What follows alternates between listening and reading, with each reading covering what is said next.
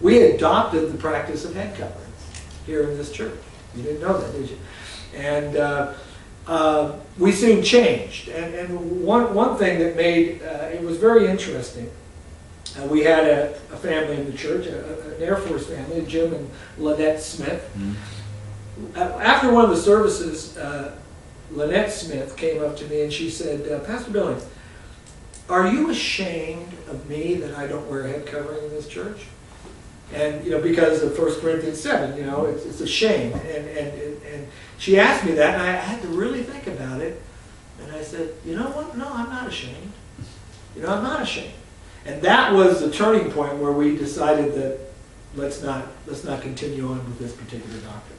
W.E. Best, Pastor Downing, both, that was their practice. And I was kind of just being just kind of follow the leader kind of a person in those days. And but after that question, though, was posited, I began to study it out for myself. I went back to 1 Corinthians 11, and I redid an entire study on it and determined that it was not necessary. And so that's why you don't see women wearing head coverings in our church. Thank you.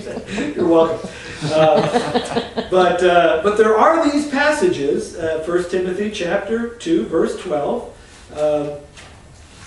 Also, the passage that is more classically used is 1 Corinthians chapter 14, verse 34 and 35. And this is one of the passages in Spanish that I would continually go back to there when I was in Cuba answering these questions. The women are to keep silent in the churches, for they are not permitted to speak, and literally to speak out. You know, just get up and speak out. Whether it is tied to the whole gifts of tongues or not, I'm not sure. But are to subject themselves, just as the law also says. If they desire to learn anything, let them ask their own husbands at home. For it is improper for a woman to speak. And again, speak out in the church. Now, on Wednesday nights, you notice that when we have our prayer meeting, the men pray. But we surely do not think it bad or improper or disorderly when the women say, could you please pray for this? And so we had modified our thoughts on these things, and that's why I asked him to be here, whether or not you wanted to add anything to that concerning women. You know, we have, I think there are women who teach some Sunday school classes, right? Yes. Yeah, okay. So. Yeah, I mean, I think the whole principle in Scripture is not that women are simply to be subjected to the leadership of men because that's the way it is. I think the leadership structure in the Bible that we adhere to today is part of the creation ordinance. I think that, you know, when we realize that man was created first and woman came from the man, and we're told in Scripture that the woman's natural proclivity or tendency will be to usurp the authority of her husband.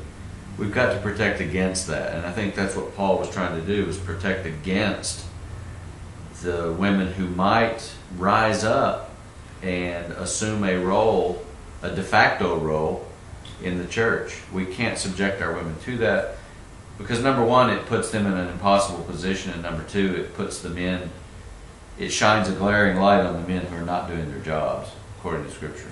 Yeah. So, yeah. But we appreciate the women in this church, and so let it never be said that we somehow are looked down and that kind of thing. And I'm not sure a church would function without women. Right. And I think Paul was We'd all be wandering around like yeah. Paul was getting to that in 1 Corinthians 11 when he said, for man does not originate from woman, but woman from man. For indeed, man was not created for the woman's sake, but woman for the man's sake. You know, he's acknowledging, in fact, he goes on later on, where is that? Yeah, verse 12, for as the woman originates from the man, so also the man has his birth through the woman. And all things originate from God. And so there, you know, the relationship between man and woman, husband and wife, whatever, is important to safeguard. But yet, you know, there are these other passages that make it very plain concerning